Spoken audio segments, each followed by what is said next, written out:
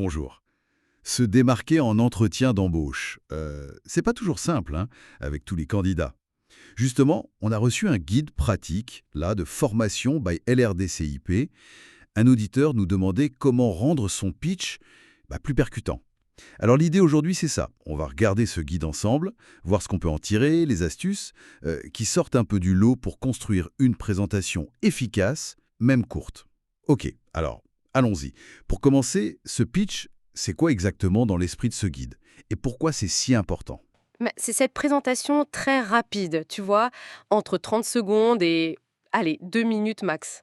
L'objectif, et le guide le dit bien, c'est de capter l'attention tout de suite, de répondre à la question que le recruteur se pose, même sans la dire. Pourquoi cette personne-là serait la bonne solution pour moi? C'est une fenêtre très courte, en fait. D'accord. Une seule chance, ou presque. Le guide, il parle d'une structure en 5 étapes. Intro, compétences, réalisation. Oui, c'est ça. Valeur ajoutée et conclusion. Ça a l'air assez standard, oui.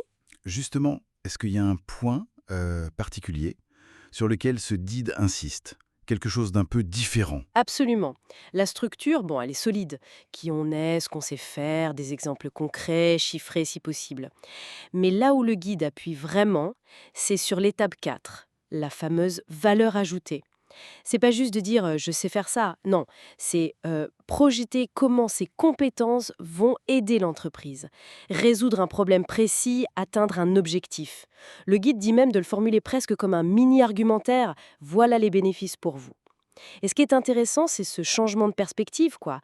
On passe de «j'ai fait ça» à «voilà ce que je peux faire pour vous». Ah oui, c'est pas mal ça, cette projection vers l'entreprise. Ça demande de bien préparer son coup alors. J'imagine que l'adaptation du pitch est abordée, hein. C'est même essentiel. Le guide insiste beaucoup, beaucoup sur la recherche avant l'entretien. Comprendre la culture de la boîte, ses défis du moment, même le langage qu'ils utilisent. Il conseille d'utiliser les mots-clés de l'annonce, mais subtilement, hein, pas juste les répéter bêtement. Faut montrer qu'on a compris de quoi ils retournent, qu'on parle la même langue. D'accord. Donc on a le contenu, adapté, tourné vers l'avenir, mais bon, faut le dire avec aisance.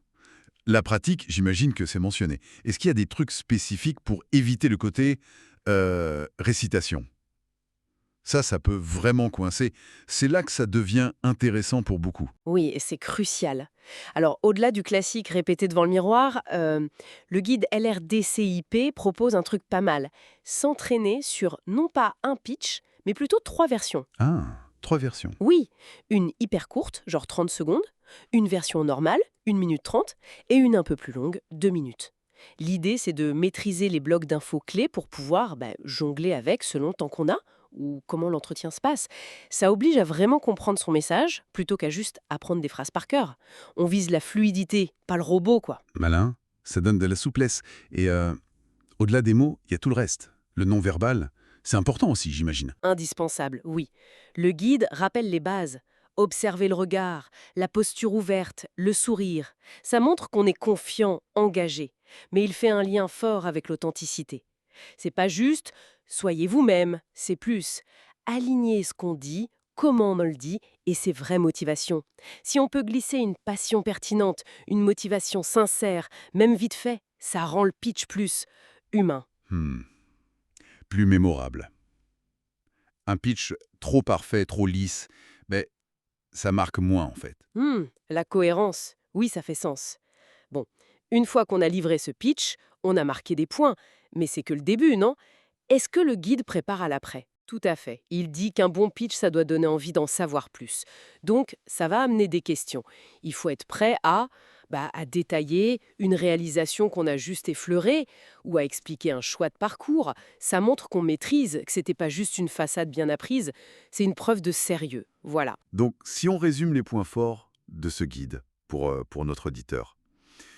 D'abord, une structure claire, mais surtout cette idée de valeur ajoutée tournée vers l'entreprise. Exactement. Ensuite, l'adaptation fine, la recherche, utiliser le bon langage. C'est ça. La pratique, mais avec ses variations pour être flexible. Mhm. Et puis, cette cohérence entre les mots, le corps, et être authentique pour laisser une trace, sans oublier d'être prêt pour les questions derrière. C'est tout à fait ça. L'objectif final, c'est vraiment de laisser une impression positive, de se distinguer. de convaincre qu'on est la bonne personne.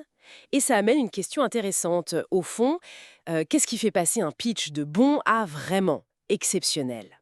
Oui, bonne question. Alors, qu'est-ce que tout ça signifie au final? Au-delà de ces conseils techniques, qui sont excellents, hein, la structure, la pratique, l'authenticité, quelle pourrait être cette petite étincelle personnelle? Ce truc unique qu'on a tous, qu'on pourrait ajouter dans ces 2 minutes pour que ce soit vraiment inoubliable. Peut-être que la différence, elle se joue là, dans ce petit supplément d'âme, qu'aucun guide ne peut vraiment nous donner tout cuit. Voilà, matière à réflexion.